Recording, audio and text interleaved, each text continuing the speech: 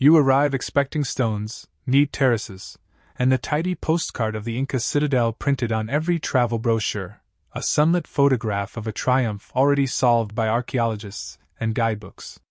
But within minutes, the air around Machu Picchu insists on complicating that neat picture. Fog clings to the crags like a secret, the terraces seem to step into an argument with gravity, and the stones, fitted together without mortar, hold seams that neither time nor tool has fully explained. What looks like an open-air museum becomes, under the hush of dawn, a locked room of questions.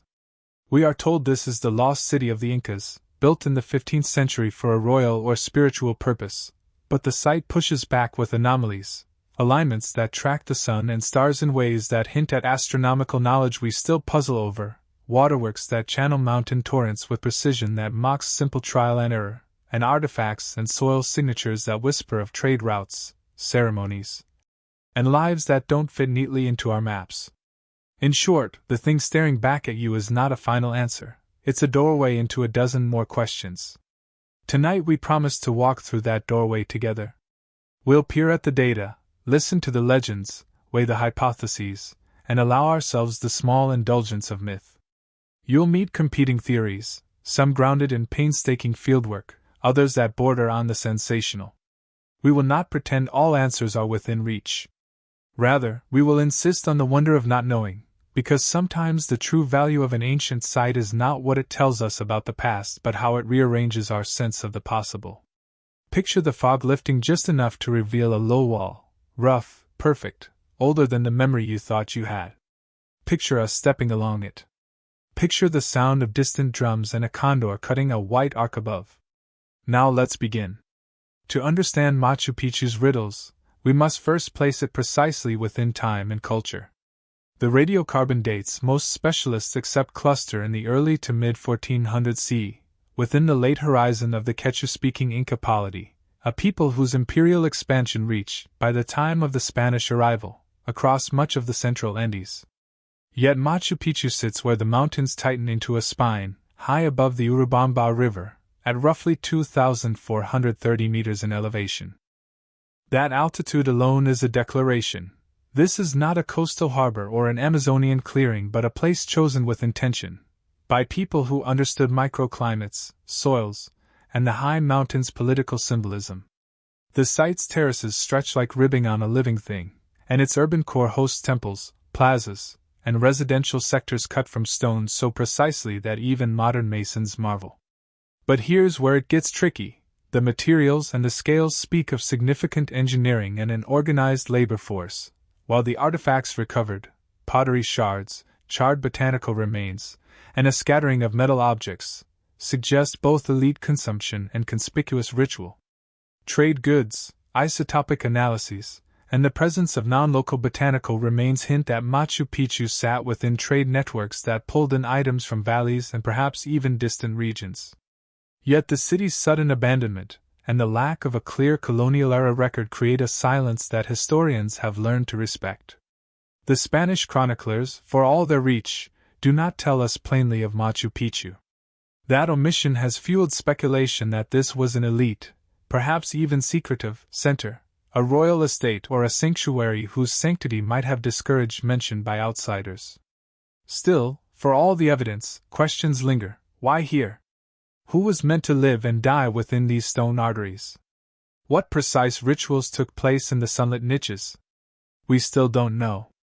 Now, imagine yourself walking the narrow, original trail, the Inca Trail, in the thin dawn, lungs working against brisk mountain air. The path is worn into the rock by centuries of feet and when it curves, reveals the city below like an island in the green.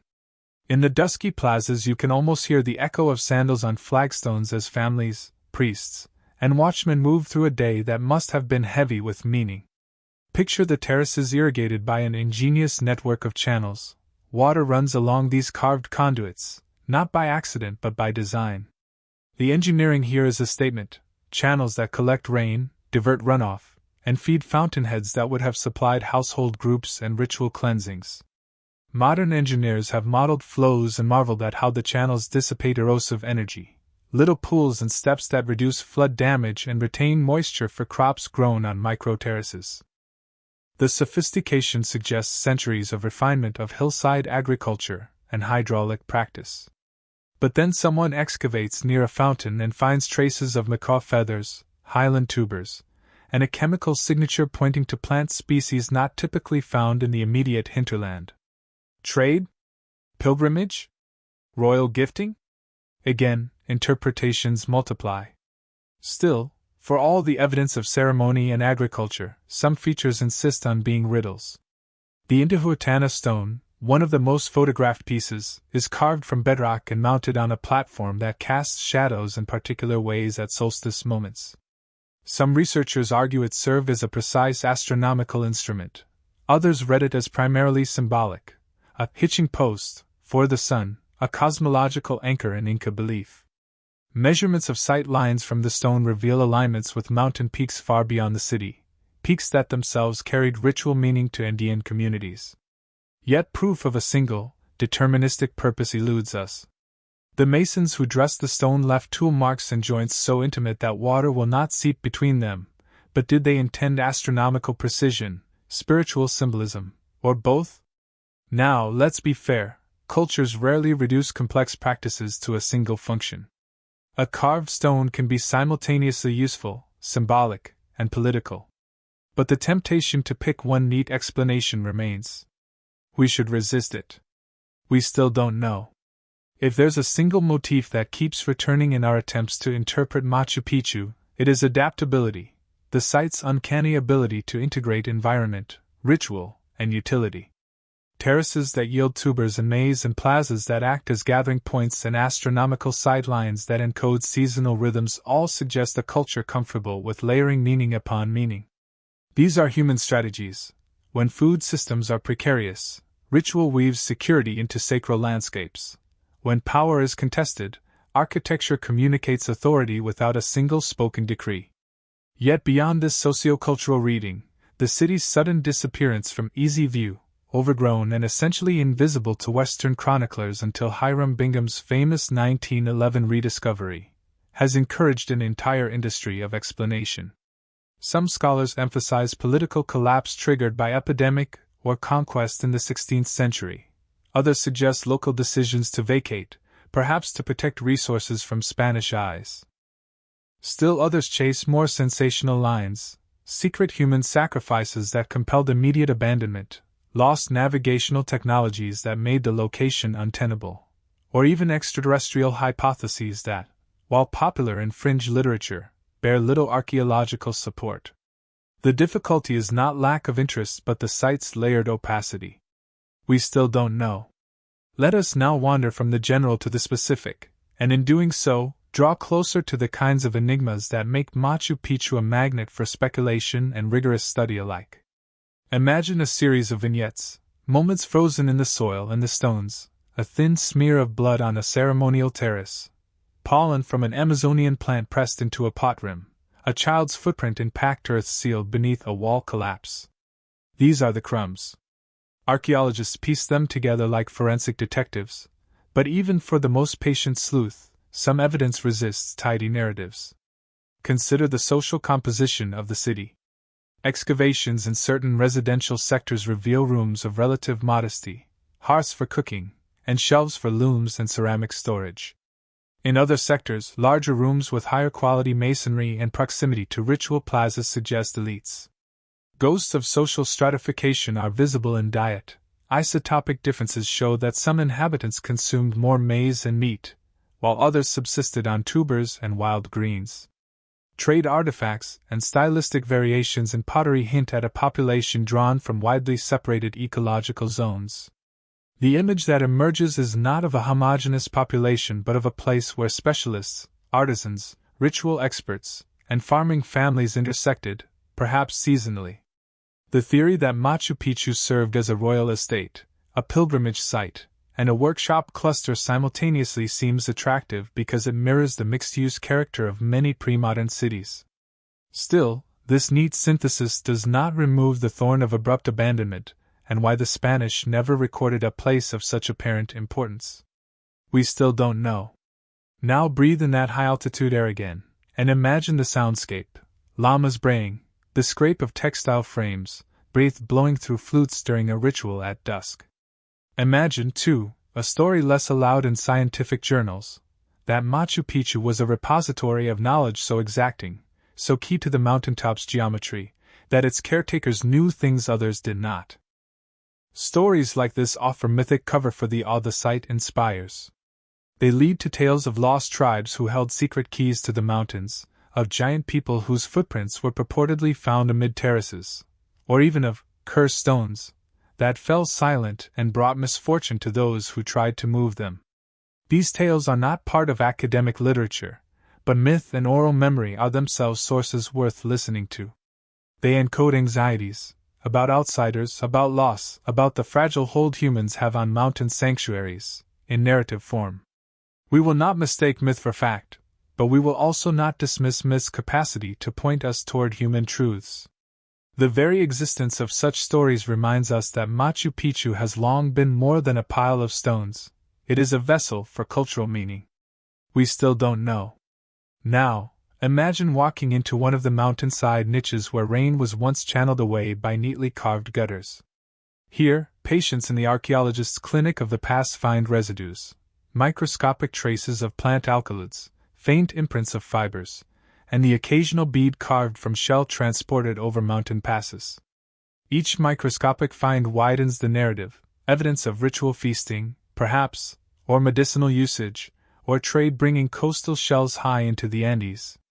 Trade routes become corridors not just for goods but for ideas and ritual practices. How did these networks operate in a world without wheeled transport? The Inca had llama caravans and intricate road systems, and they ran information via runners, the chasquis, yet the intensity of exchange evidence that Machu Picchu suggests elite control and possibly a role as a nodal point between jungle and highland economies. Some researchers suggest that Machu Picchu operated as both a redistributive center and a ceremonial node in the Incas' broader administrative lattice. Others argue for a more limited seasonal use.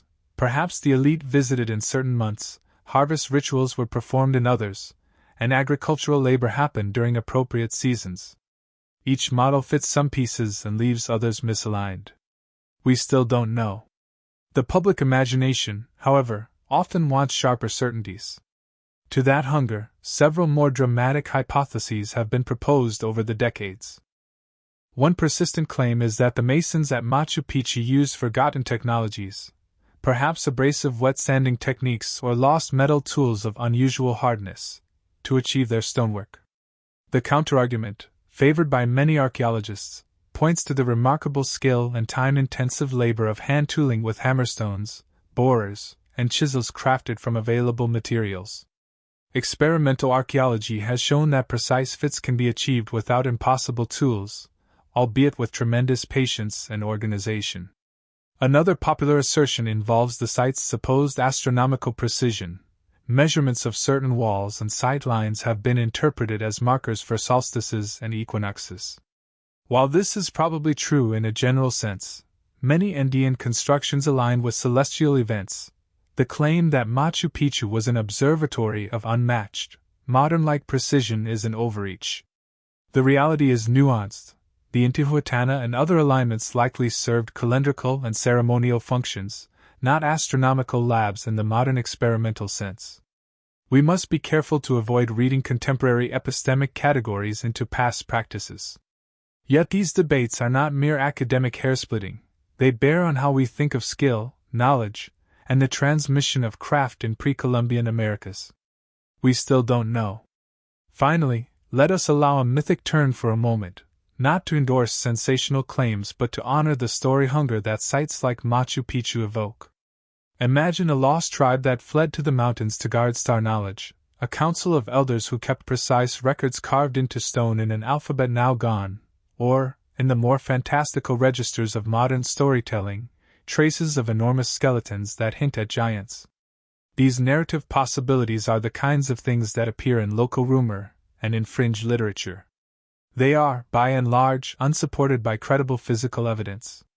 Yet they have narrative power because they mirror a deep human desire to find continuity between the mundane past and the extraordinary present. In a different register, some traditions speak of stones with agency, rocks that move, or return to their place if dislocated, not because they are magical in a supernatural sense but because the community invests them with social power. Whether or not you believe in moving stones, the belief itself is informative. It tells you what a community values and fears. Picture yourself, then, kneeling before a carved stone as a local elder rehearses a story. You will feel the seam between historicity and legend, and perhaps for a moment you will prefer the ambiguity. We still don't know.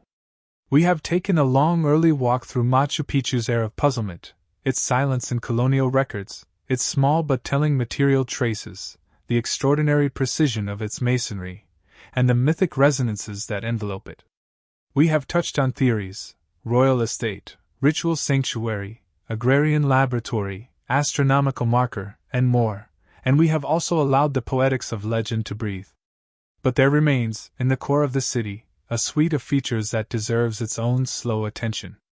In the next segments we will dive deeper into 6 continuing mysteries that most reliably keep scholars awake at night: the site's function and sudden abandonment, the precision and purpose of its stonework, the role of water and hydraulic engineering, the complex diet and trade signatures in its soils, evidence for ritual activity, including possible human offerings, and finally, the astronomical and landscape alignments that tie the site to a larger cosmological geography. Each of those topics has been the site of fierce debate, fresh excavation, and imaginative interpretation. Each ends, inevitably, with an open question. For now, picture yourself once more on a fog-damp terrace, hand on cool stone, listening to a place that does not want to be simplified. We will step forward together. Machu Picchu, a royal estate tucked into a vertiginous cleft of the Andes, or a ceremonial citadel where the living met the dead, the sky, and the river in ritual precision. Walk with me now deeper into that primary mystery: why this place existed in the first place, who lived here when it hummed with activity, and why, in the span of a few generations, it slipped back under cloud and vine until the modern world rediscovered it. Start with the hard, measurable things. Machu Picchu perches at roughly 2,500 meters above sea level, a series of terraces and platforms stitched into an amphitheater of green, a place whose very coordinates announce that it was chosen with careful intention. Its terraces run like the ribs of an immense animal, each narrow shelf holding soil and crop in a microclimate controlled by human design. The plazas and temples sit like a crown on the ridge, facing distant peaks that were themselves sacred to the people who shaped the stones. Most archaeologists date the site's main phase of construction to the 15th century CE, within the late horizon of the Andean highland polities that we call the Inca, which created a suite of administrative, religious, and agricultural innovations across a vast stretch of the central Andes. That much is now textbook, but it is the friction around those textbook facts that makes the site feel alive, or haunted, with questions. From a practical standpoint, Machu Picchu is a masterpiece of adaptation. The terraces are not decoration, they are a pragmatic response to slope, drainage, and soil retention. The water channels that weave across the city are not mere ornament.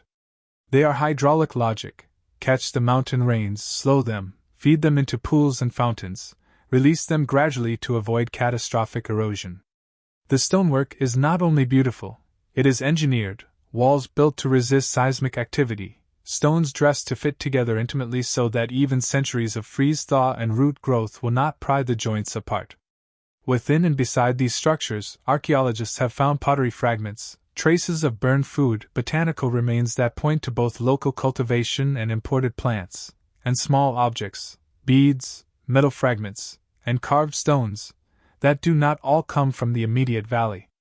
Those small finds whisper of networks: llama caravans, runners on Inca roadways, exchange across ecosystems from the high Puna to the cloud forest and perhaps even to coastal traders.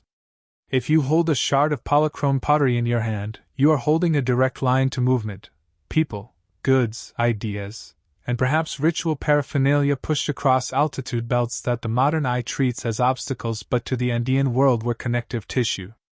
But archaeology, even when patient and methodical, leaves gaps. We can measure terraces. We can model water flow and note the clever steps that reduce erosion. We can map sight lines and record the way shadow and sun play across the Intihuatana and other carved stones. We can also chart the human traces, bones, hearths, midden piles, wear patterns on floors, and isotopic signatures that tell us what people ate over their lifetimes.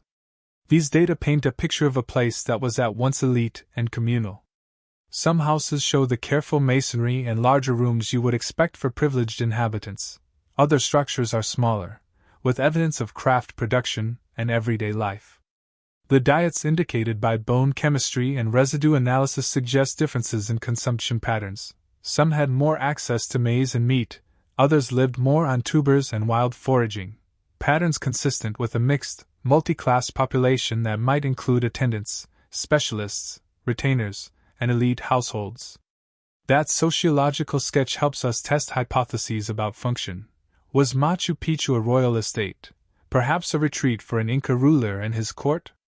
Was it principally a religious center, a kind of mountain shrine where elites and pilgrims came to intercede with the sky? Was it an agricultural laboratory and storage node, using terraces to experiment with microclimates and resilient crop strategies? Each theory draws some support from the artifacts and architecture. None closes the case.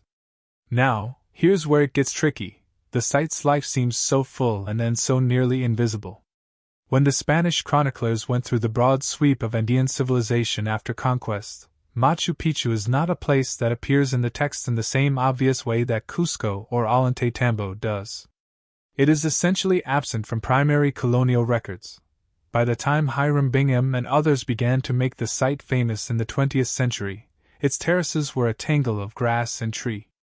That lack of colonial visibility has sown a tangle of competing explanations. One set of scholars points to the chaos of the 16th century. Epidemics brought along Euro-Atlantic pathogens, social upheavals, and a collapsing imperial bureaucracy, and suggests that such shockers forced populations to abandon secondary or seasonal sites, retreating to safer, more defensible bases or dispersing entirely. Another hypothesis proposes a political calculus. Machu Picchu may have been a royal or elite estate used seasonally, and when the imperial center in Cusco itself collapsed under Spanish pressure, the elites with claims to property and power fled or were taken, leaving sites like Machu Picchu to fall into disuse. A third set of explanations reads the absence as deliberate. Perhaps the site was ritually secret, a place where knowledge and power were guarded by elite priesthoods who left few permanent public traces and intentionally obscured its memory in the face of external threat. Each scenario fits some of the pieces and leaves others glaringly askew, and because written records are partial or silent, we tread mostly on the bones of material culture and a few scattered oral traditions. Let us pause and imagine the human scenes that all these theories must account for. Picture the city in its living phase. Flocks of llamas tied near terraces, women tending strip gardens, men wearing woven garments dyed with local and traded pigments, the smell of roasted tubers and cooking fires, and a procession moving toward a sunlit niche where a ritual object, perhaps a well-worked textile, perhaps a carved shell from the coast, is presented to the assembled. Then imagine a different scene, a night when a messenger arrives in a panic, telling of raiding parties in the valleys, or a stranger coughing blood and fever, or a political edict that raids loyalists. Suddenly the seasonal rhythm breaks. Families who once came with gifts and harvest stores stop arriving. Hearths are left to smoke and cool. Tools are stacked and left where they were. Over a generation, moss and root loosen the worst of what remains, and the mountain reclaims terraces and paths. Which of these fragile narratives is the correct one? Which are partial truths woven together? The problem is that each archaeological trace, a layer of ash, a scatter of bones, a decorative ceramic, can be read many ways, and each reading carries the interpreter's background assumptions. That's part of the thrill and part of the danger. We still don't know. Competing theories about the site's function and abandonment do not exist in a vacuum. They collide with other anomalies that complicate simple readings. For instance, if the site was a seasonal royal sanctuary, why invest so much labor in permanent stonework and complex hydraulics rather than simpler structures that could serve an intermittent court? If the site functioned as an administrative node in a wider imperial system, why do we find so little explicit record in colonial documents? If it was primarily an agricultural or experimental center, why do the ritual markers, carved niches, aligned stones, and the presence of luxury items like rare feathers and coastal shells appear with such frequency in certain sectors? One way to reconcile these contradictions is to accept that Machu Picchu, like many pre-modern centers, was multifunctional, an elite retreat that doubled as a ritual center and a node in exchange networks, with permanent stone architecture signaling legitimacy and sacredness even for seasonal use. Another is to posit that the archaeological record is skewed by preservation bias. Stone lasts, thatched huts do not. Elite sites survive in material form while the ordinary landscape dissolves. Both perspectives show the limits of our sources. Still, for all the evidence and experiment, the precise constellation of social practices that animated Machu Picchu remains ambiguous. We still don't know. Beyond institutional explanations, more contested and dramatic theories have sometimes captured the public imagination. The notion that Machu Picchu's builders possessed lost technologies or knowledge that allowed them to manipulate stone in ways beyond ordinary human craft, or the idea that secrets kept at the site, astronomical, medicinal, or ritual, were intentionally suppressed or destroyed during colonial upheavals.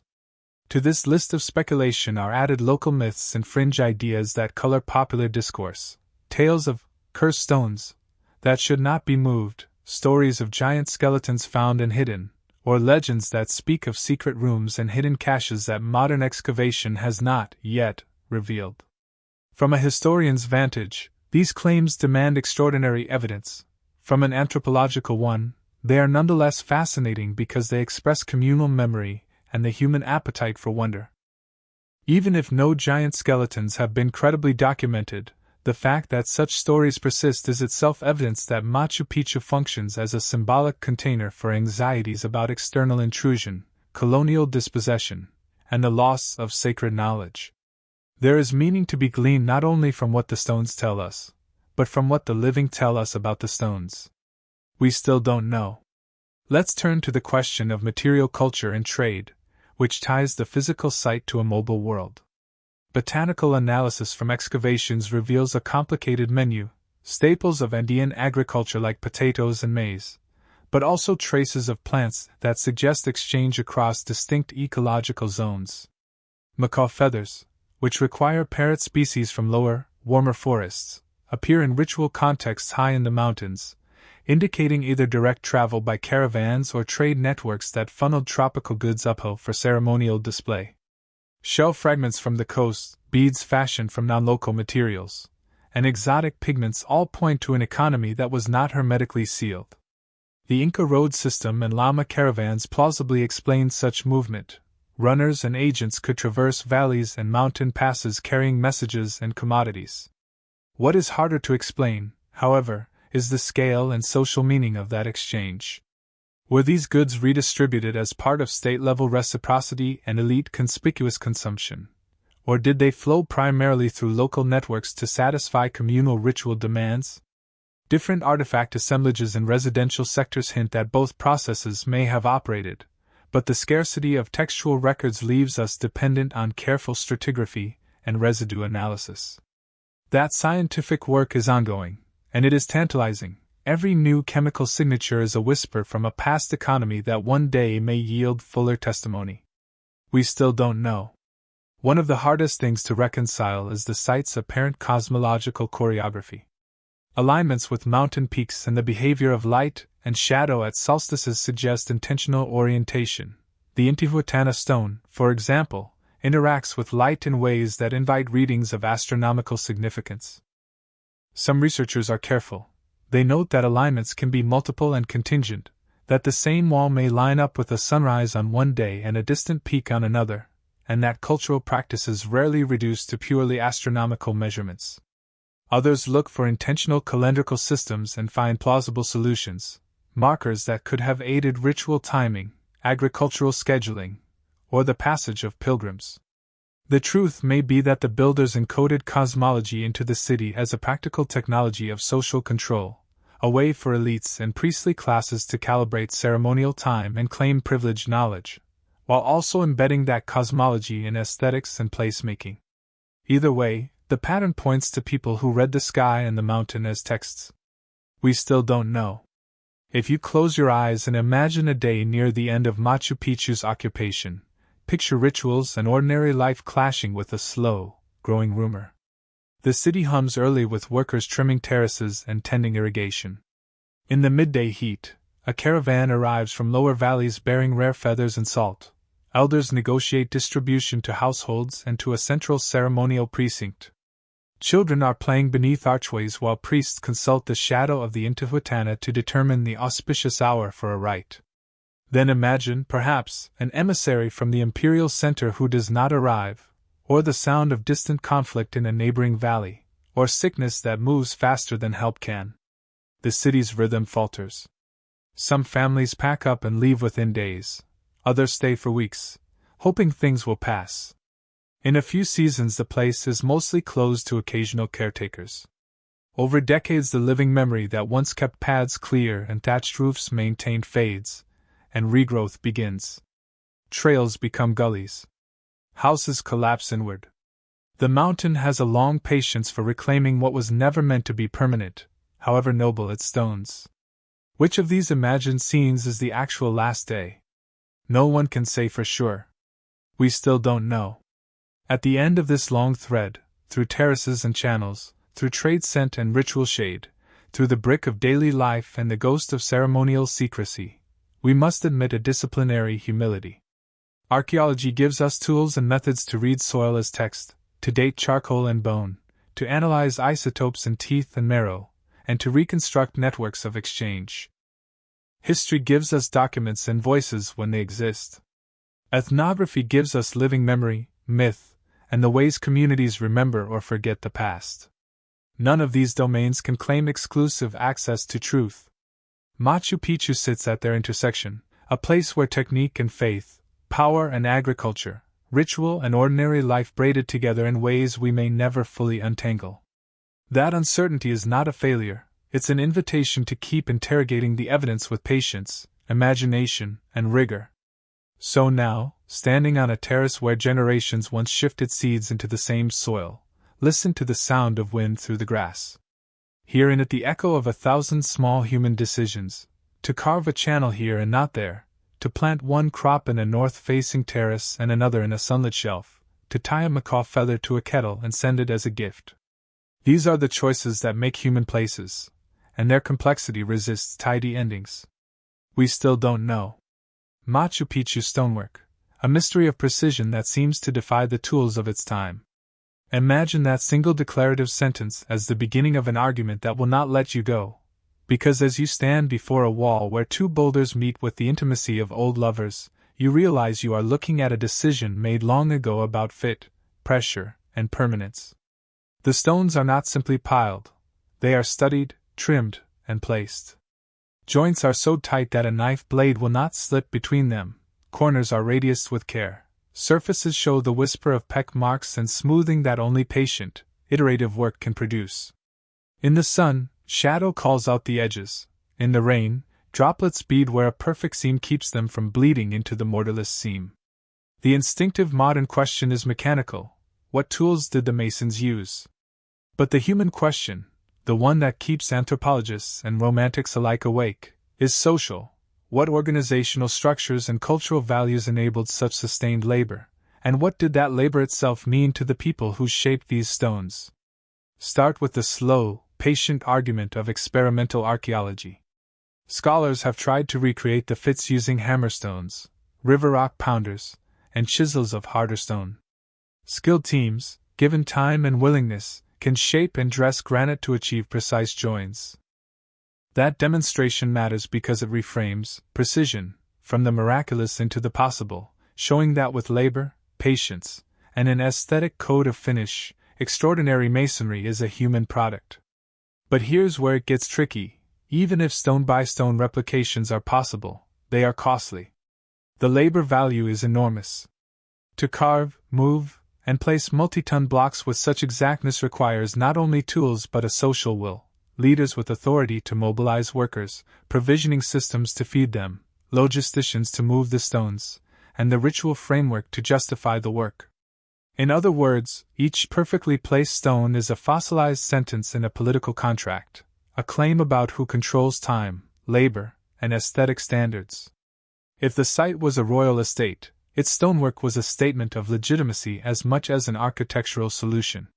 If it was a sacred space, the stone was a medium through which ritual order was inscribed into the mountain. If it was both, the wall becomes a palimpsest of meanings.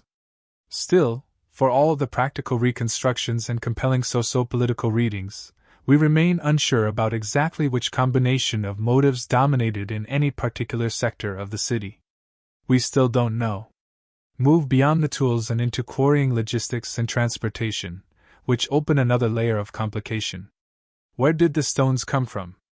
Some are local, bedrock knapped and dressed in situ, but others are brought from quarries a little way off the ridge, perhaps even from across the valley. The movement of heavy stone in a landscape without draft animals such as oxen demands human chains, ropes, sledges, and carefully graded ramps. Ethnohistoric accounts and modern experiments suggest these tasks were accomplished through coordinated teams and ingenious mechanical tricks, rolling logs, packed earth ramps, and the human pulling lines that, when combined with simple machines, could move astonishing weights. Yet the precision required after placement, the final shaving, the perfect fit, often appears to have been completed on-site, implying that stones were positioned slightly oversized and then refined in place. This two-stage process suggests planning and foresight. It implies someone, an architect or master mason, with a vision for how rough geometry could be refined into exact assemblies. The question that follows is not just technical: who trained these masons, and how was knowledge transmitted? Apprenticeship? Guild-like institutions? Familial craft lines secreted within elite houses? The archaeological record gives us fragments, tool marks, waste chips, and patterns of finish, but these fragments are only partial signatures of a living tradition. We still don't know. Now imagine, as you will, a ritual workshop where men and women work by lamplight, their breath fogging the chill air, their hands steady as they peck and polish. Each finisher knows how a chamfer should catch the sun in a particular way, how an angle will throw a shadow that makes a face. In such a place, knowledge is embodied, transmitted by touch and story as much as by demonstration. That model explains some things: the repeated motifs, the consistent tolerance across structures, the visible house styles within different work gangs. Yet one of the ironies of this human explanation is how effortlessly it invites myth.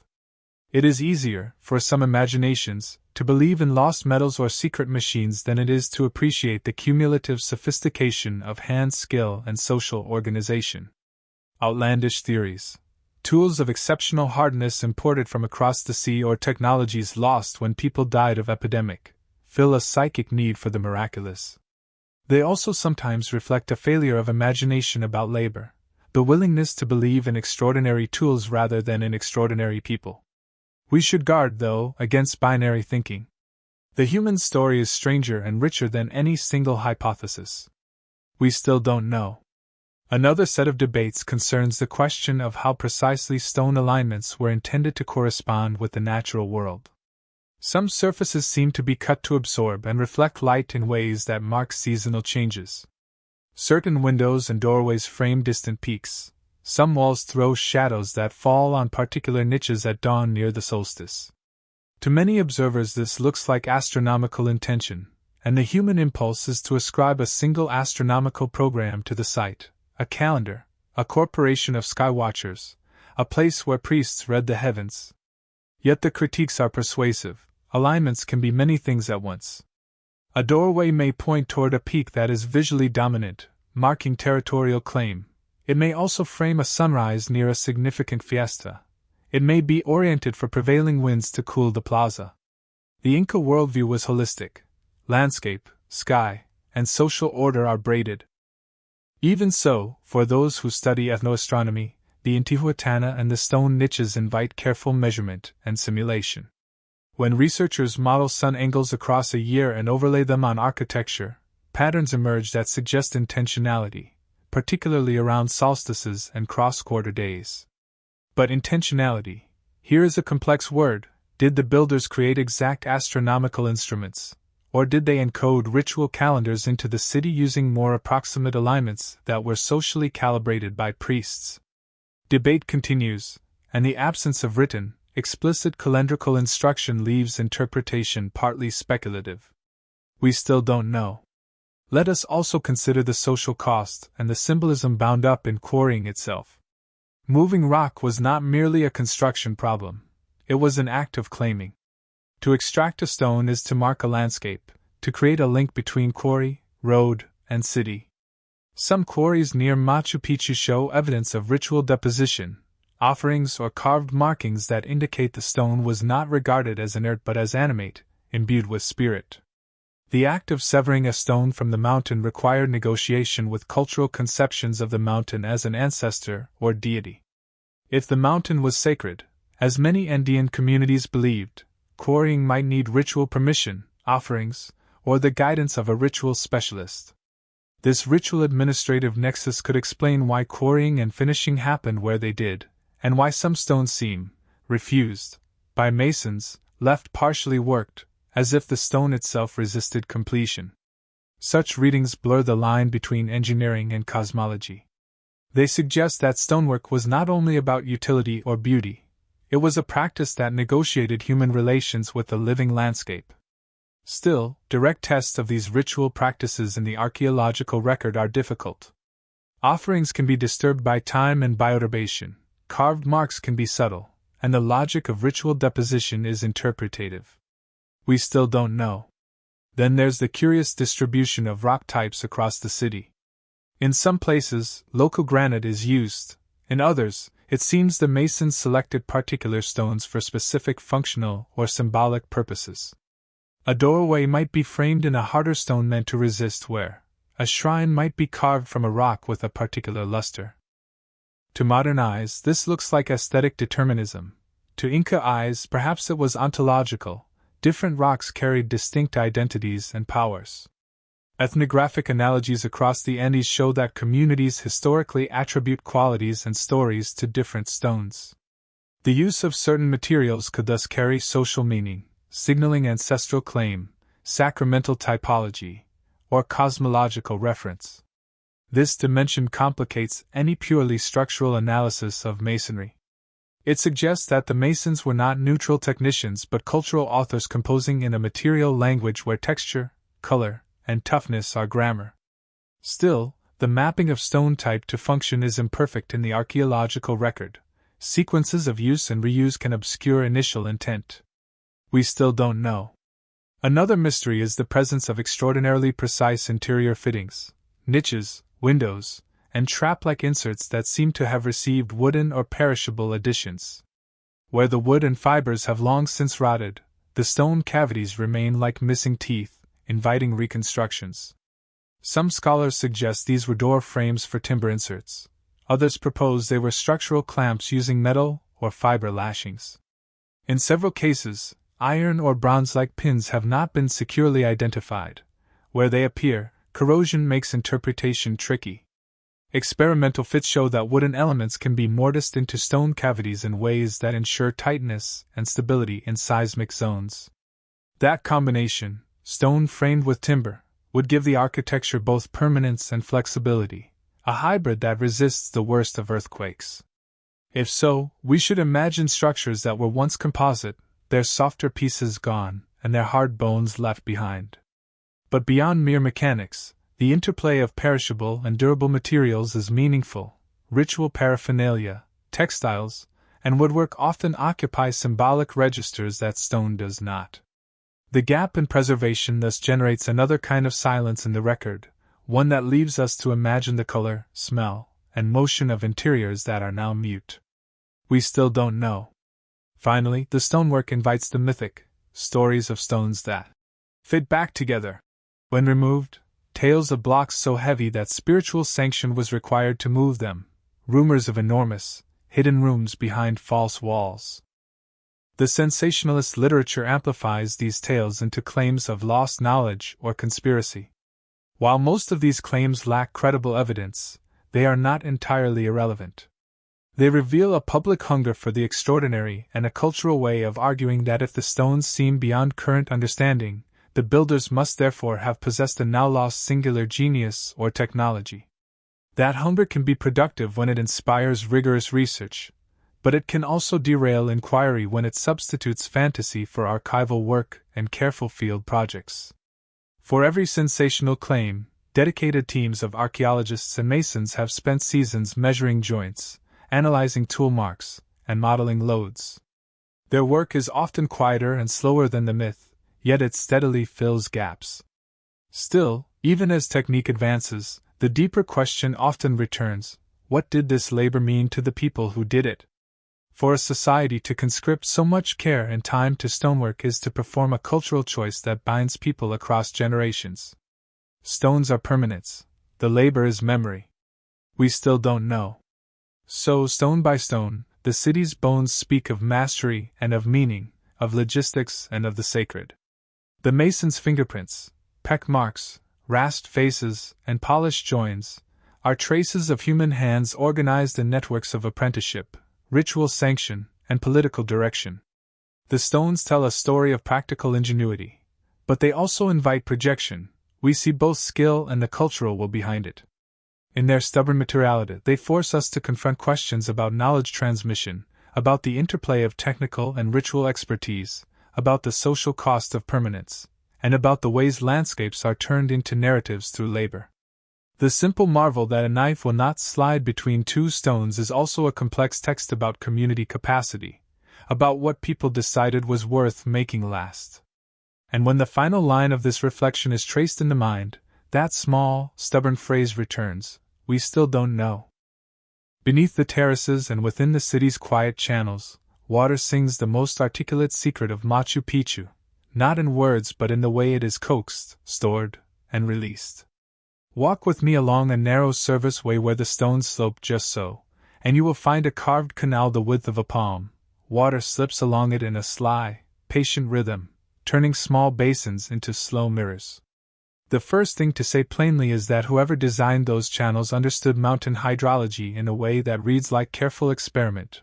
Runoff is slowed, erosive energy is dissipated, sediment is shed in predictable pockets, and the terraces drink what they need without washing into the gorge. This is not the improvisation of amateurs. It is the handiwork of engineers who tested flow, adjusted gradients, and stitched fountains into a living irrigation tapestry. The canals feed stone-lined reservoirs and cascade into troughs that once ran past house doors, and their placement seems to answer both utility and ceremony. A public fountain where the household and the sacred met, a channel that both fed crops and framed processional movement. Now picture, at dawn, the city's water stewards arriving with leather buckets, checking levels and clearing leaves.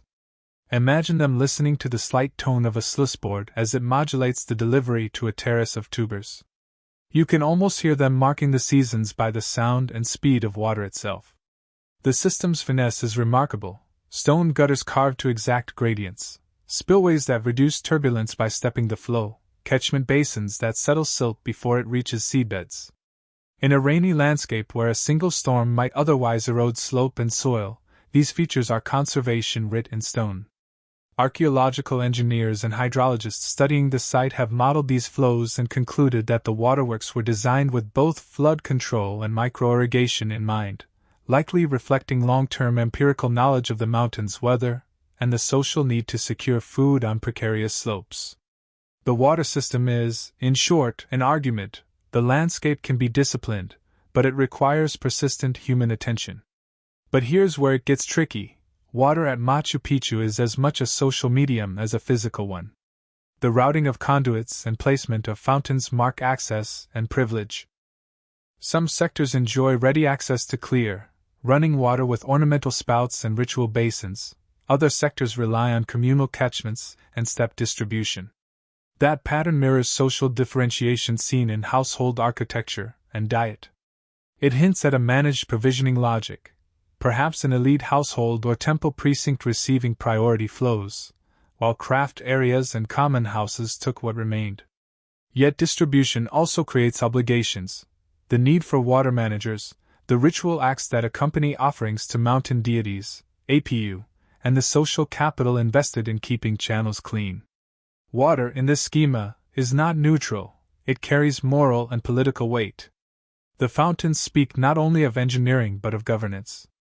We still do not know exactly how water rights and maintenance labor were organized across the seasons and between social groups. Move with me now to a place where the channel disappears under a carved lintel and reappears as a fine-stitched aqueduct. In that subterranean hush you can feel the engineering logic narrowing to a point. The masons controlled slope with stone steps too small to see from the plaza, turning the torrent's fury into a gentle pulse. Some channels end in artful stone basins that would have collected water for ceremonial cleansing, others fed irrigation fingers that trickled into terraces a hand's breadth at a time. Archaeobotanical residues found near these basins, traces of ceremonial plants, scorched remains, and copious ash, suggest that water rituals and feasting sometimes pooled around hydraulic nodes. That coupling of water and rite makes sense in an Andean worldview where mountains and springs are animate and reciprocal. Offerings to the spring or the mountain would be apt before diverting its life-giving flow into human hands. Which brings us to an intriguing archaeological trace: occasional deposits of exotic material, feathers, shells, pigment, found in or near certain fountainheads, as if someone had left gifts at the mouth of the water. That pattern is suggestive of ritualized appropriation. To take water, you first give a portion back. It is an insight into how technology and cosmology were braided here. Yet the water story is not merely about local engineering. It is also about the relationship between a site and its broader watershed. Machu Picchu perches above a bow of the Urubamba River, itself a deep canyon that funnels mist and moisture into a particular ecological envelope. The city's location, roughly 2,430 meters above sea level, grants it a unique set of microclimates: warmer, wetter intervals on some terraces balanced by cooler, drier shelves just steps away. That heterogeneity is a laboratory for experimentation in crop placement, and water management was the controlling variable that made that laboratory productive. By moving water in precise ways, the builders could test cultivation at multiple altitudes in close proximity, growing tubers on one terrace and maize on another, controlling frost and humidity like a gardener controlling a greenhouse. These microclimates, accessible through the water system, may explain why Machu Picchu could support a diverse diet and why trade goods from lower elevations were so prized when combined with mountain-grown staples. Of course, that practical interpretation invites mythic overlay.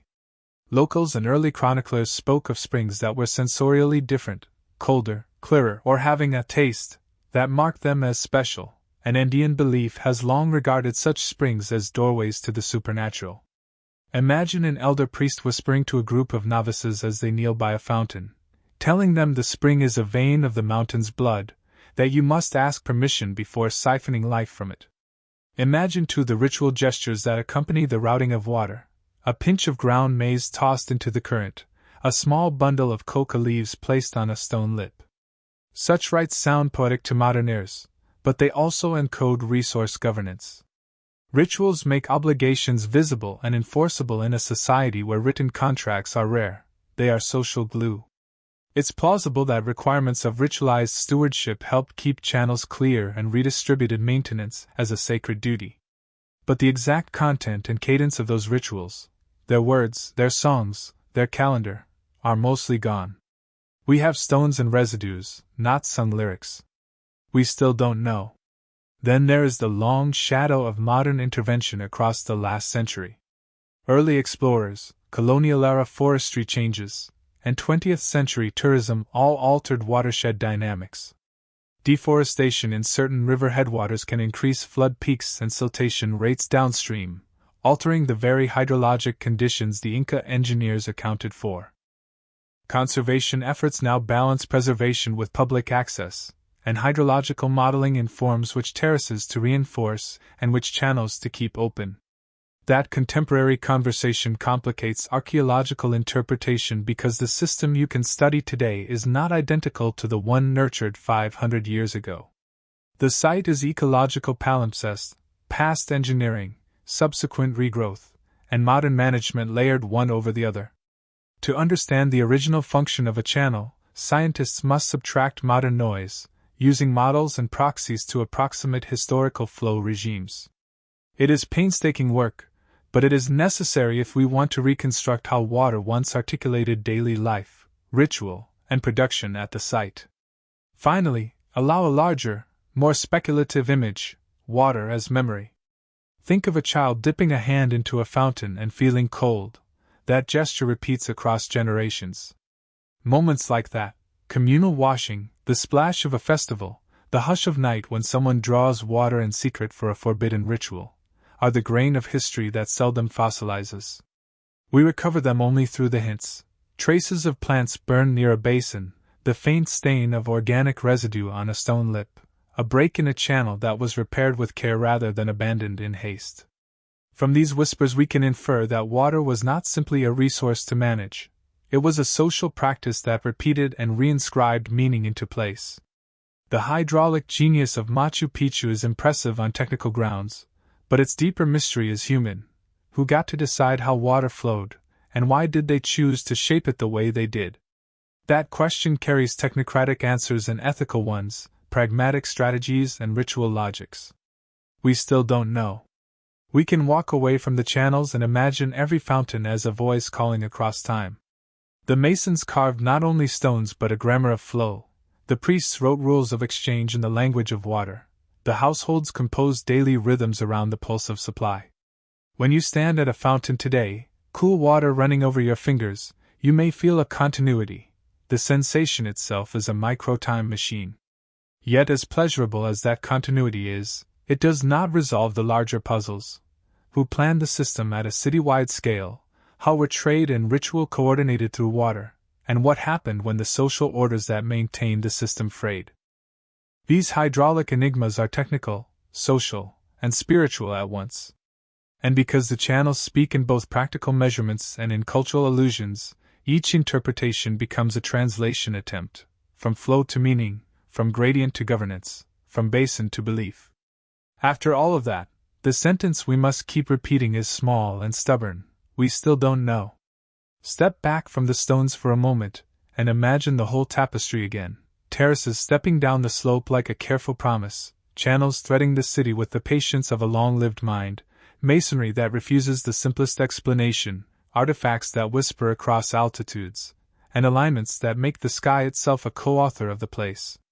Now let us pull those strands into a single braid, not to pretend the braiding closes every seam, but to let the pattern emerge in its honest complexity.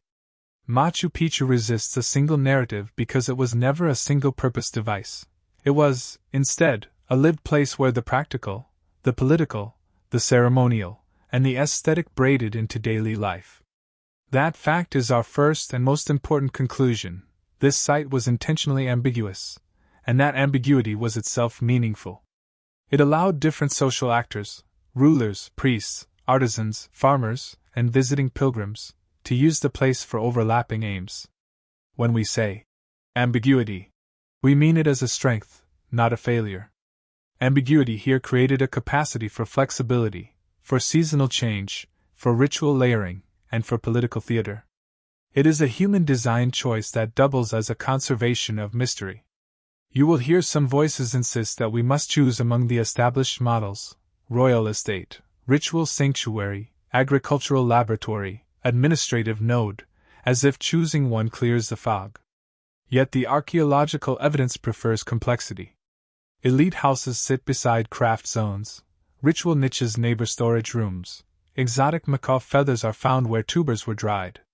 The social fabric indicated by bones, residues, and ceramics is a weave of specializations and exchanges. The hydraulic system shows that a technical logic underwrote subsistence and spectacle alike. The masonry encodes authority and perhaps cosmological order. The alignments map the city onto a sky and a set of mountains already saturated with meaning. Put simply, Machu Picchu was an ensemble performance, not a single instrument. To approach it otherwise is to flatten a living, breathing social choreography into a photograph that cannot move. What does that ensemble tell us about human choices 500 years ago? First, it tells us people invested enormous labor in permanence. Stonework is a commitment to durability. You do it when you want to speak to the future. The people who ordered terraces, who routed water, who fit the great blocks together, were making claims about legitimacy, survival, holiness, and knowledge. These claims were not merely symbolic. They organized labor, defined obligations, and distributed resources. Yet permanence is also a stage for vulnerability. When political systems shudder or epidemics thin the populace, the very durability of stone can become a relic, a monument to what no longer functions. Thus, the same structures that proclaim human mastery also record human fragility. Second, the evidence urges us to respect the entanglement of technology and ritual. The waterworks at Machu Picchu are not only clever, they are meaningful. They distribute life and, in the process, create occasions for exchange, material and moral. A fountain that feeds a shrine both irrigates a terrace and produces a site of obligation. Offerings must be made, privileges must be negotiated, and the maintenance labor becomes ritualized. This interdependence reframes our modern categories. For the Andean builders, categories like practical and sacred were porous. The shape of a channel was as much a moral act as an engineering one. When we study the site, we must attend to that moral economy as carefully as to gradient calculations and isotopic plots. Third, the cosmological choreography deserves humility. The stones that align with peaks and the shadows that fall at solstice moments are not necessarily evidence of an astronomical science analogous to modern disciplines. Instead, they likely functioned as calendrical and ritual guides embedded within a worldview that read the landscape as text. The mountain peaks were not inert landmarks but ancestors and deities. Aligning a plaza with a peak was an act of social inscription, an argument that this place was in conversation with those powers. The Intihuatana is not merely a clock, it is a stage prop in a larger narrative about the relationship between humans and the cosmos. The skepticism that refutes anachronistic precision is warranted, but skepticism should not be allowed to erase the sincerity and complexity of the Andean cosmological imagination. Fourth, the gaps in the record, the silence of colonial texts, the absence of continuous oral documentation, the missing perishable materials, are not failures of archaeology so much as invitations to creative, careful interdisciplinary work. When Spanish chroniclers do not mention Machu Picchu, it tells us something about the colonial gaze and the political transformations of the 16th century. When wooden fittings have rotted away leaving only stone sockets, we must be imaginative, guided by comparative ethnography and experimental reconstruction, but also cautious. The absence of firm documentary accounts compels us to be rigorous with what we have, soil chemistry, where patterns, architectural context, and to accept provisionality. In some ways, the very incompleteness is the engine of better questions, because it forces us to ask what types of social organization could simultaneously produce such visible investment and such eventual invisibility. There is, too, a human dimension that data alone cannot capture, the way Machu Picchu has, since its modern rediscovery, become a mirror for contemporary anxieties and desires. Travelers come expecting answers and often leave with more questions. Tourists want the clean narrative of a lost city, unveiled, while researchers must insist on complexity. Local communities carry both pride and acute concerns about the site's management, tourism pressures, and the preservation of sacred spaces.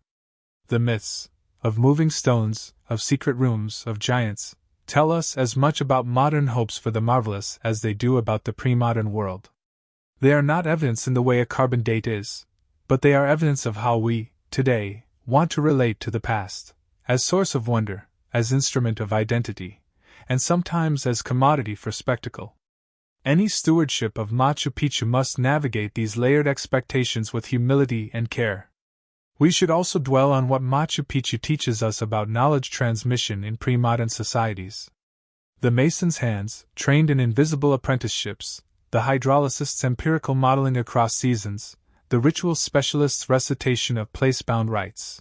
All of these forms of knowledge were social technologies, carried by bodies and stories rather than by printed manuals. The loss of such embodied learning, whether through conquest, disease, or dispersal, is sometimes imagined as catastrophic. Yet such losses also invite us to recognize the depth of ordinary human knowledge, the cumulative innovations of gardeners, builders, and ritualists that allow a high mountain valley to be productive and meaningful. That recognition expands our sense of who counts as an expert and what counts as wisdom. Ultimately, what keeps Machu Picchu compelling is not its remaining mysteries per se, but the way those mysteries invite us into a conversation that is both scientific and poetic. We can model flows and measure stone joints. We can radiocarbon date charcoal and map isotopic diets. We can test theories about labor mobilization and ritual practice. Each method yields important insight. But the site will not surrender a single, dramatic secret that explains everything. Instead, it offers a series of interlocking partials, a terrace that suggests agricultural experiment, an aligned niche that hints at ritual timing, an exotic feather that proves exchange, a channel that proves hydraulic ingenuity, a wall that proves political will. Together, these partials form a narrative of human aspiration, to shape the world, to bind it with meaning, and to leave traces that will puzzle future people. As you step away from the place in your mind carrying its images like tokens, the fog, the fitted stones, the trickle of water, the glint of a shell bead, allow the feeling of not knowing to remain not as a deficit but as a kind of richness.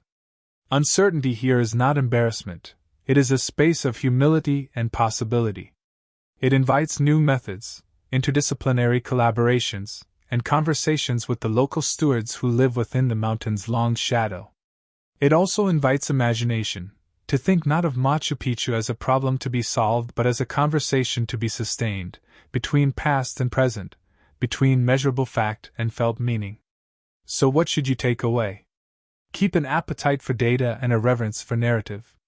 Read the soil like scripture, but do not forget the stories people tell around the stones. Respect empirical work on quarrying, masonry, and hydrology, but also listen for the rhythm of chants and the logic of offerings, because in a place like Machu Picchu technology and ritual were braided.